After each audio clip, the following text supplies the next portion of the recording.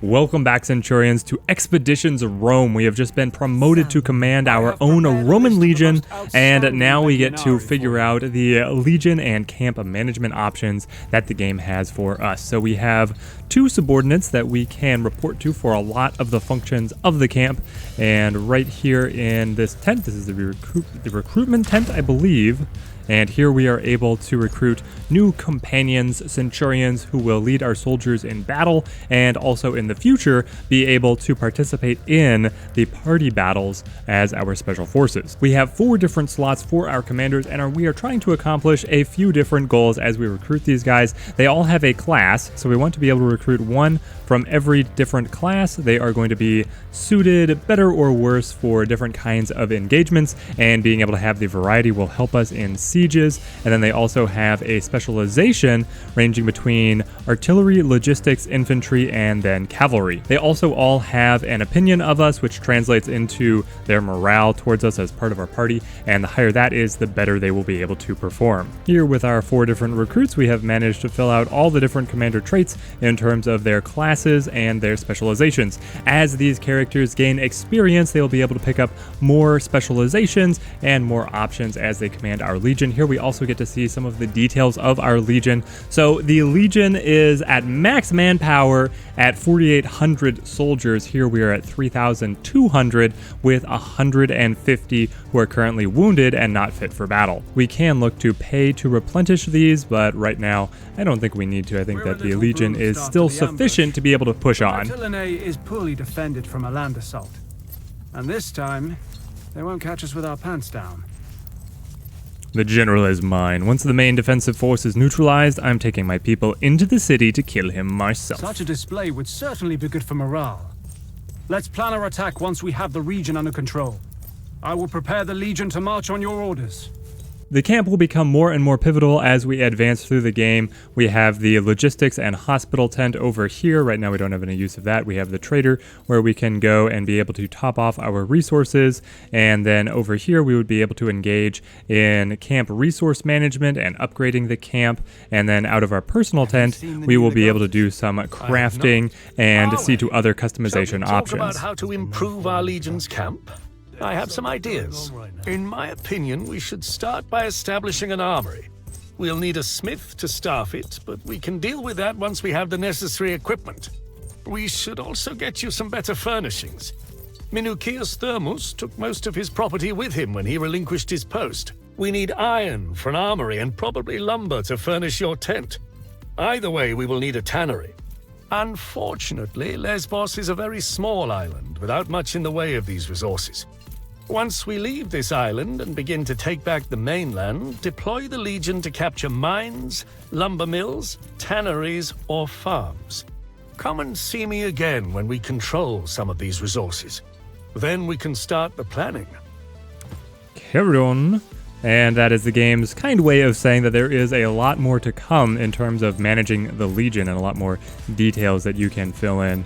And then here at our personal tent, I believe if we head over here, we are able to set up some personalization options. Let's go ahead and set our Praetorian colors. The blue and white, that would just match with the Greeks that we are currently fighting. We'll definitely look for some nice high contrast options later on and change it up as we progress through the campaign. Certainly we will be bearing the Roman eagle. The Legion colors, they are going to carry slightly more faded colors than our Praetorians, and then their emblem is going to be the smaller bird here. I have this unlocked because I've already played through the demo portion here, and then the trophy is just what is going to appear in our tent right now.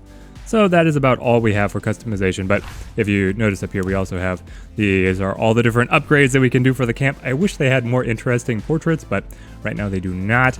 And then you also have assignments. So based on what upgrades you place into your camp, you can assign your commanders and party members to them to be able to do certain tasks, but then those characters are not available for running special missions. We have our resources up here, all of them 0 because Lesbos is such a small island. They don't have enough resources to make a meaningful difference for the Legion right now. And right now, it looks like what we have is some level ups to do, and then pushing moving on to our next engagement. While the classes have these formal demarcations of subclasses, you can take points from any of the different classes as long as they are available, but to be able to get the higher level ones unlocked, you have to spend multiple points in that subclass, and because I kind of want to be able to get to some of these higher level versions, I think we're going to try and focus our characters pretty heavily at first, and for the archer here, we are looking at taking Rebuke, which is going to give her a kick to knock back enemies, be able to disengage, because right now she's running 2 bows, and rather than a melee offhand, so we want her to be able to keep her spacing. Out of the rogue, what do we want to go for? Honestly, I really like Cheap Shot here, being able to give him guaranteed critical chance at the cost of focus. Because we have Born Ready, we're starting out with a little bit of focus. We could guarantee that we crit and then open up with a big attack, or be able to work it into our rotation of the focus spells. This hat is so goofy. Cyneros is a hard choice because he's got over here on Flag Bearer being able to bolster allies, so adjacent allies can never fail morale checks. And I've seen morale just devastate us in some of these battles, so being able to have that would be amazing. But so would obviously improving his healing capabilities, meaning that when he picks someone up, he picks them all the way up. It would be really good. Out of our Centurion, I honestly don't love the defender options. They are all just so passive. Probably in a larger formation of characters, being able to have these super designated tanks would be good, but I like continuing down Veteran, where we picked up Knockdown. We can either make it so that he can move farther, give him Headbutt, which will apply Weakened and Stunned to enemies, or we can go for Opportunist, meaning that our attacks of opportunity apply Weaken to the enemies, and if we improve it, then it will also be able to stun enemies, which sounds amazing. I kind of want to go for that because the AI does not shy away from taking opportunity attacks. If they want to get around and attack somebody, they don't mind if they're going to get hit. And then for Marcus, we are going to go for Shredder with a passive ability of being able to cut through enemy armor. Otherwise, I feel like we're just going to hit a wall of characters with high-level armor, and we're not able to do anything to them. So being able to have a designated way of cutting through that beyond the, where is it? It's one of these tactical items, the Pilum. This lets you shred armor, but we want to be able to have a few more sources, I think, and this is consumable. From the world map here, we are able to dispatch our Legion, the Legio Victrix, out on mission. So here we can select the force that we want to utilize. Right now we only have command of this single Legion. We see the enemy army strength, how long it is going to take us to be able to make it, march out to the enemy garrison, the minimum manpower required, which is, or I guess, required to attempt it. I feel like you would not do too well if you were able to go in with that much manpower, but thankfully we have more than enough to be able to match the forces of the outpost. And then we also control our party on that little cavalry movement independently. So here our Legion has been dispatched and we will resolve the battle. The first choice we have to make in the battle here is who we want to be our primary commander out of our 4 Centurions. They have a number of different stats here: the chance to succeed, the chance for them personally to survive, the amount of manpower we would retain, the amount that they can potentially loot, and then their insubordination risk, which is proportional to their loyalty to us. Their specializations and any unique traits that could affect the battle are also shown here. So here the medic will be able to decrease our casualties, be able to save more of our men, and it all has to get factored in as to who you are going to choose. Up top, we get to see the breakdown of our manpower, injuries, missing soldiers, army morale. So they're saying that this translates in battle. Each point of morale adds 10 points of strength. So -20 is going to translate to -200 strength. Comparing to the enemies at 1300 manpower, 30 morale because they just won a ambush victory against us, and army experience at 32. It says that collective experience counts as much as manpower, so I'm guessing this adds 32. I'm still a little foggy on the exact details. We're at 0 because our Legion was recently raised and has not seen very much battle. It seems to me our 2 options are really Gaius, who is ahead in terms of success, survival rate, manpower retained, and no chance of insubordination, and then Quintus here, who has lower survival chance, a tiny chance of being insubordinate, but he has the potential of looting more. So how greedy do we want to be? I think I'm going to play a little bit greedy here, and we are going to lock in. Now we get to pick different strategies for some random events, but then also every different stage of the battle. So here for our deployment, we can protect the flank. We can have a weak center, which is designed to lure the enemy into us so that we can do an encirclement. And then the manifold channels, which serves a very similar purpose to weak center. Let's go for the manifold channels and give ourselves some extra aggression to be able to begin. Alright, the two sides are going to close ranks. We get the bar at top, which is how long the phase is going to be. When these items pop up, you get the icons of a class and then a specialization. And if either one matches a trait that your commander has, then you win that check. Otherwise, you lose that check. And at this point, with only a level 2 commander, we're going to lose most of our checks. But because we have just overwhelming numbers and hopefully making good decisions with our other formation options, there we get a victory because it matched his light infantry class. We should be able to make it and overpower the Greek pirates here.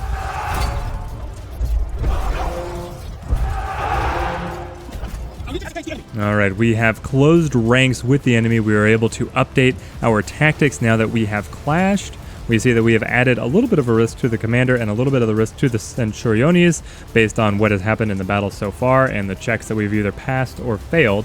And we have also brought the looting range up a little bit. We're able to get a common loot cache. We'd love to be able to get those sweet, sweet drops. Hold position would decrease our morale, which I feel like is too low. We don't want to damage our morale anymore. We could go for an all-out charge, which would trade favorably manpower to manpower, or we could spread out, which kind of defeats our initial deployment.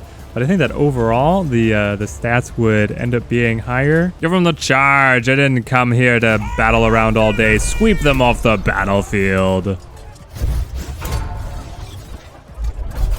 This little skull marker shows the scatter threshold. Once we break the enemies down to that level, we disperse their lines and we will be able to claim a victory.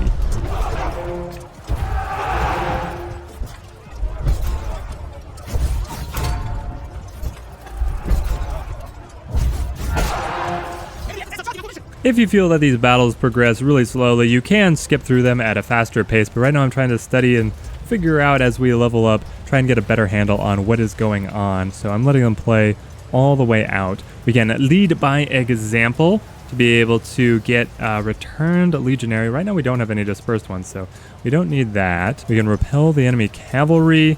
Casualty survival rate goes up by 25%, but our aggression goes down, or we can choose to stand firm and gain morale at the cost of manpower. If you hover over, it gives this range, but then it also automatically updates on the bar ahead, so it looks like we are going to lose about 30 manpower, and we'll be able to improve our morale by 5. I would really like to be able to buff Legion's morale up through these choices. We get out of the negatives. Let's take stand firm. Hold your ground, men.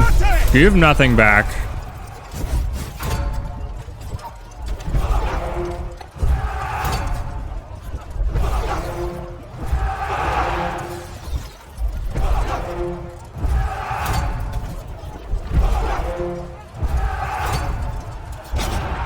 Victory! We were victorious here, even though we did not hit the scatter threshold. We can choose to show mercy, which will increase our manpower, but then decrease the morale, having these barbarians or the pirates join our ranks. We can choose to celebrate, which will almost get us to a neutral morale point. I think we're going to go with that. Or we could choose to give chase, which would cut down the enemy morale significantly.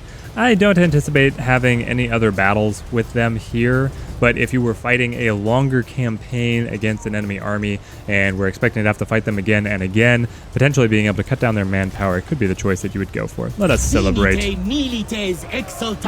enemy forces were fully destroyed. Here we get to look over the spoils of war. So the centurion with the laurels was the main commander. He gets the majority of the experience for the victory, and then the other ones get a little bit of experience. So we see here, I don't know if you guys can see, but the portraits over here for other specializations are starting to light up, and once it is fully filled, then that character has learned that specialization, making them way more effective in future battles. We see our losses. We lost 670 units. We were able to pass 4 attack checks and lost 4, and we passed 1 defensive check and we lost 6. As we get more experienced commanders, those numbers should significantly improve. It's unfortunate that they don't give us any army experience for that victory. I feel like we should have been getting something for that, but maybe there are specific decisions or other training regimens that will be able to give you army experience. We picked up 15 morale out of the victory, which is very nice. We could review the stratagems, and then over here, we get to see that we occupied the region. We gained 15 slaves, got 46 denarii, which seems like pennies, and the enemy forces were fully destroyed. Now we can cash in our common loot cache, regular salvage, and spoils of war, and then the superior loot cache, which looks like it is giving us some interesting weapon and armor choices. I do like the tactical decision on what level of armor you want to give to your characters, because if we go up to medium armor, we reduce their mobility, but we give them the armor value and higher resistances. So at what point does your character want to sacrifice mobility for durability? It is a no-brainer for our heavy centurion and then for Marcus here, but for Cineros, he is getting an additional 25% health off of his toga, which seems like that's so good it could be something that he just wears all game. And then for Bestia, I probably do. I want him to have the maneuverability to be able to get right in the archers' faces when I need him to, so we probably won't use the thorax here. Time to head into our newly established camp and make moves on the enemy village. To simple men, conquest seems trivial. You, on the other hand, recognize the intricacies of such an operation. Well said. We have encircled Mytilene, but we still need to take the city itself. Archelaus is an arrogant man, but nevertheless, a skillful general. Let us attack Mytilene We are then. mobilizing for a direct assault on the city. The fortress must fall swiftly.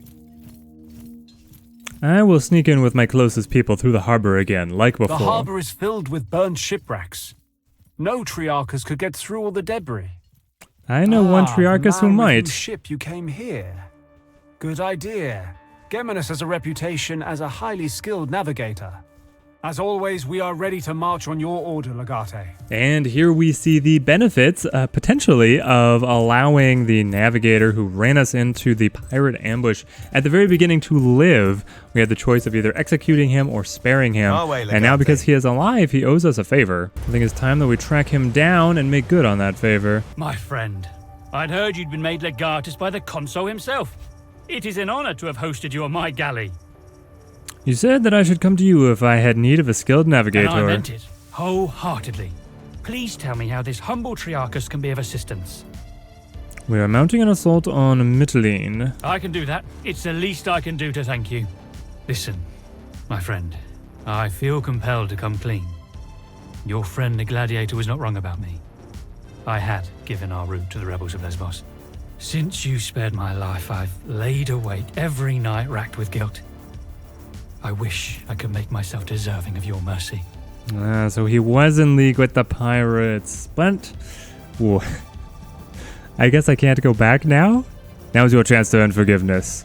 Get us safely to Mytilene, and we can all put this behind us. If that's all it takes, I shall consider myself twice blessed by the gods for your magnanimity. I will prepare the ship at once and sail to the north of the island. Meet me near Mytilene, and I will do the rest. Here we are, the Battle of Mytilene. Yield, if you know what's good for you. Oh, great and terrible Romans, thank you ever so much for your mercy and consideration. I have been trembling in fear of your arrival. Should I fall on my knees and beg for my life?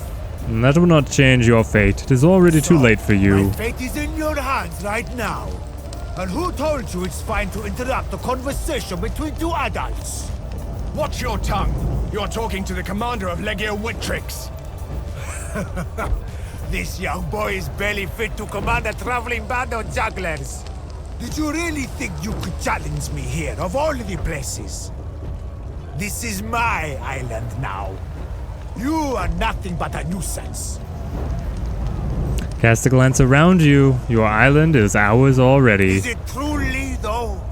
In your arrogance, you thought you could sneak into Mytilene's harbor a second time and take its commander's head. predictable and pathetic.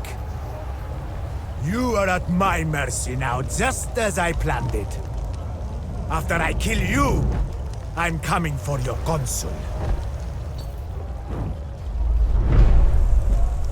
Let's get the lay of the land before we set up our intro formation. So make the enemies a little bit easier to spot. They've got a fairly heavily fortified central area. We do have allies on either wing, and then the enemy commander is up here with his archers on the rooftops. Excellent tactical position. We have a few more allies back here ready to attack from the high ground, coming in and circling the enemies.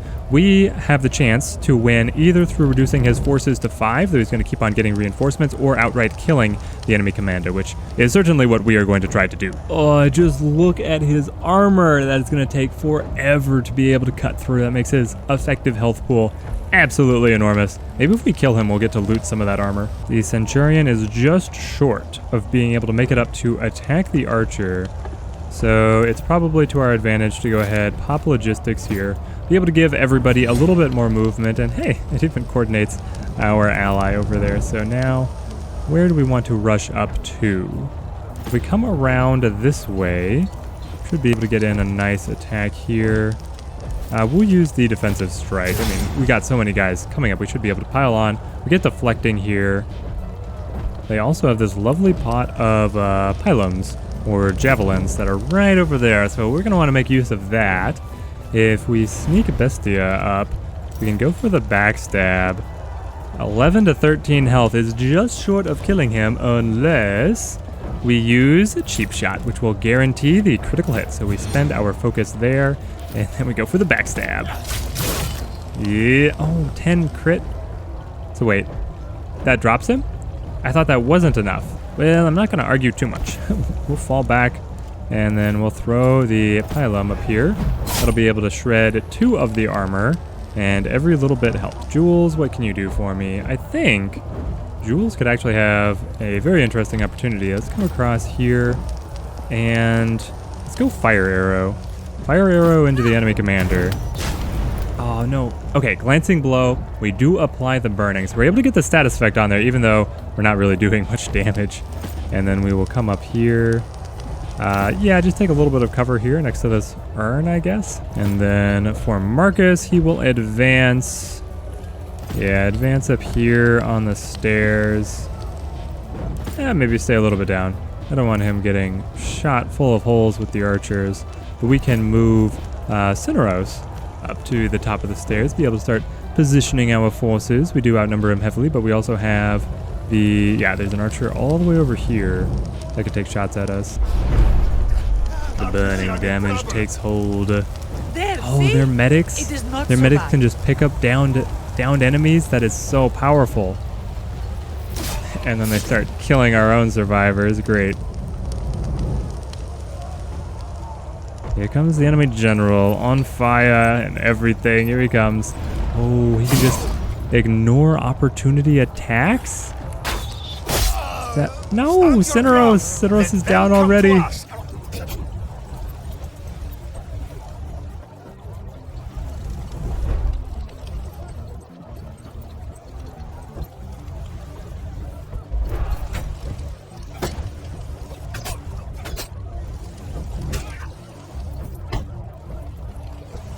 Cineros is in a nasty time of things, so yeah, he has tactical.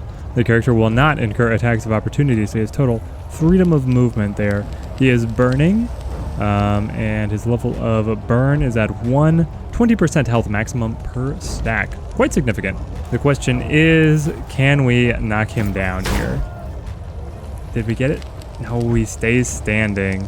I guess it's because he has so much armor, we're not able to do any damage. Okay, so what do we have that will shred armor? It looks like everything is 2 armor shred. Let's see, if we come up here and apply stuck, can we actually get in there? No, 0 damage, but we do break 2 more armor. Let's give him the old 1-2 here, see if anything gets in under the armor. It doesn't look like it, and nothing we have will shred armor either. Okay, so we'll just wait, keep on building up. We can go for cheap shot, which will guarantee our crits on the next attacks. I wish that we were in a position to be able to flank him. because that's how backstab could do enough damage to be able to get in under that armor. All these other enemies are giving Jules a very bad time of things, but I think we still go barbed arrow. Maybe we can apply bleeding there on top of... Yes! Okay, so we got the bleeding going. So he's on fire and bleeding. It could be her status effects that end up bringing him down in spite of, the efforts of the entire rest of our party. Yep, burn and bleed.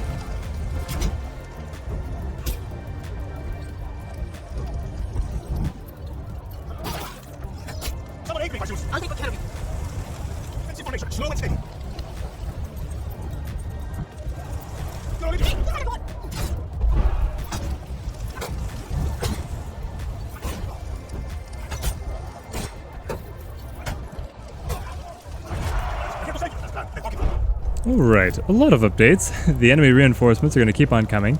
They can keep on picking their allies up with the priestesses, which is becoming problematic. The enemy general came all the way down here to finish off this archer, which is kind of hilarious. And now he has this little grunt that is pinning us in place. I really dislike that. And then this one guarding the ladder. That's so annoying. Okay, I think Jules has done about all she can by stacking the status effects on the enemy commander. And if we break him, the rest of his allies should also cut and run. So we're gonna go for a barbed arrow to the back of this guy. Brilliant. Then we were able to come up and use, marking strike. That should finish him because he's a pawn. We get to reset our attack action. And then we can run up here. This priestess is now blocking. Okay, so we'll apply stuck. There we go. But we get the armor shred on him. So he's got 3 armor, 4 armor, and 3 health. I don't believe it. Oh, the burning and the bleeding took him down. Yes. Oh, but he's just bleeding out. 4 turns left. So the enemies still get their full turn here. No. If you stab Cineros, I will do... Okay, good. He didn't.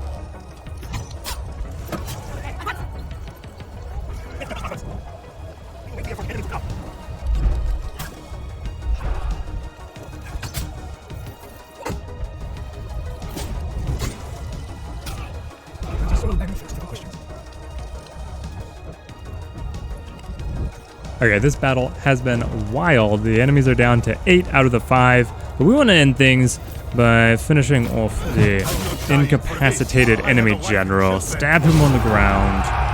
There we are. The defenders are scattering. They know they're beat without Archelaus to command them. I don't think there's any danger of reinforcements. Shall we make our way back to Lucullus's camp and let the consul know the battle is won? No, we should search the fallen soldiers here. I'll wait here. Just let me know when you're ready to leave.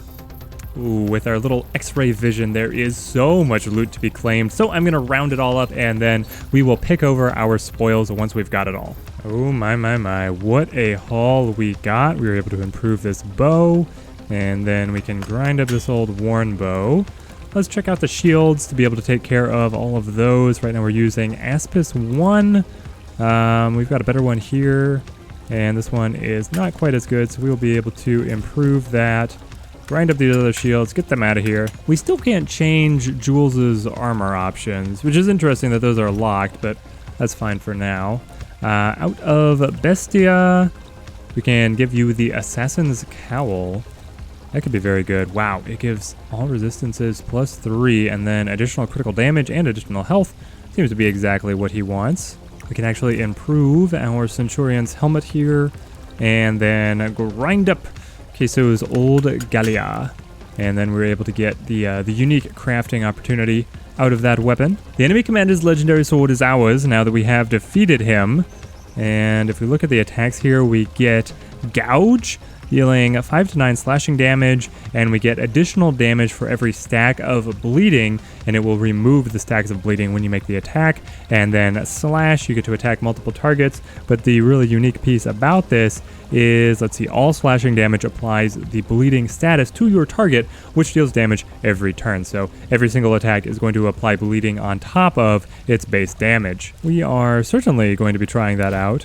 And on the offhand side, We should probably keep up with the spears, 2 to 6. We have to have something better now. Pretty much everything else was not worth anything, though I am holding on to this sword because I liked how well it synergized with our centurion, with the shield being able to give him deflect on the basic. And then I'm keeping the assassin's dagger because this gives you a bleeding attack, which could synergize well if we end up really liking this sword. So between bleeding arrows, I think that we're going to be able to get enough damage generation out of the sword here, but if we need another source, we can put the dagger onto Bestia. With the area fully looted, it is time to go back and regale our general with tales of our victory. Congratulations, young man. That was quite an impressive display of command proficiency and valor. Thank you, Praetor. With your guidance, I shall achieve even greater things. Hopefully. I have nothing but confidence in you. Unfortunately, you will get to test your abilities again soon. What do you mean? Both Lesbos and Asia Minor are under our control, and the pirates are toothless. Except Asia Minor is still not under control. Cotta failed. The Pontic army has now laid siege to Chalcedon. The pirates will retreat to Asia to support their patron, Mithridates Megas. Such incompetence. What will we must transfer do? our troops to Asia and quickly subjugate the region. Hopefully, we will break the siege in time to save our fellow Romans. When do we leave? Make your preparations. We leave at dawn's first light. Now we take the battle to Asia Minor. The devs have promised that you'll be able to pick up your demo save within the main game, so we should be able to pick up directly from this point as we move forward. Like, if you guys have enjoyed the video, let me know in the comments how we've been doing, if there are any equipment or tactics you guys think that I should explore, and subscribe if you want to see when these next adventures come out. Till then, thank you guys for watching and have a good one.